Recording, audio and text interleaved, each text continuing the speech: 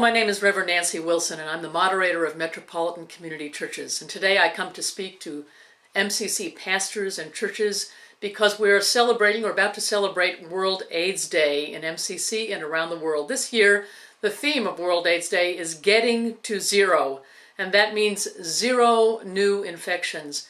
And truthfully, it does take a lot of faith to get to zero in our world. I was privileged recently this year to attend the International AIDS Conference, especially the pre-conference, the faith conference that happened there. And it was amazing to see people of faith from around the world who are so committed to the end of HIV/AIDS. We still, MCC, are the church with AIDS, and we can never forget that. And we can never relent until indeed we do experience the end of AIDS. Many today still lack medications for treatment.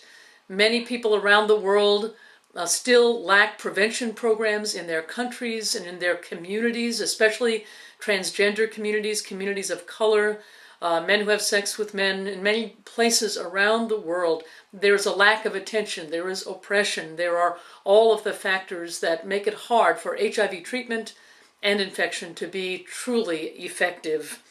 It's still true that silence equals death. And so I want to say to every MCC pastor and church member and church that there are at least three things you can do to end HIV/AIDS. Number one, to pray. In our resources and program this year, we have a program called Ending HIV and AIDS with Prayer. And we hope that you'll commit to being really effective in praying for the end of HIV/AIDS in our world. Don't ever say there's nothing I can do. Even if there are things you feel like you can't do, all of us can be intentional in our prayers.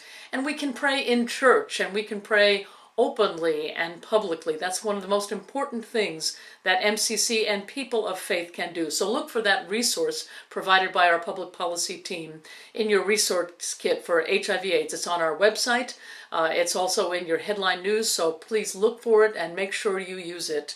Also to say you can be hospitable. All of our churches have people who attend or are in leadership who are HIV positive. And it's very important that as a pastor and as leaders and as churches that we make it very clear that HIV/AIDS is on our radar, that we care about this issue, that we welcome people with HIV and AIDS into our community. We don't expect them to be closeted. We don't expect them to be quiet about that issue. And we do want to offer support, love, programs, care in every way that we can. By just mentioning HIV and AIDS in your sermons, in your liturgy, by lighting a candle, by being present, you give a strong message that MCC, we care about HIV and AIDS and people with AIDS, and that we're not going to stop until it's done. And last but not least, I want to encourage every MCC pastor and church to be a voice in your community for the rights of people with HIV and AIDS, for their inclusion, and for treatment and also prevention in your community.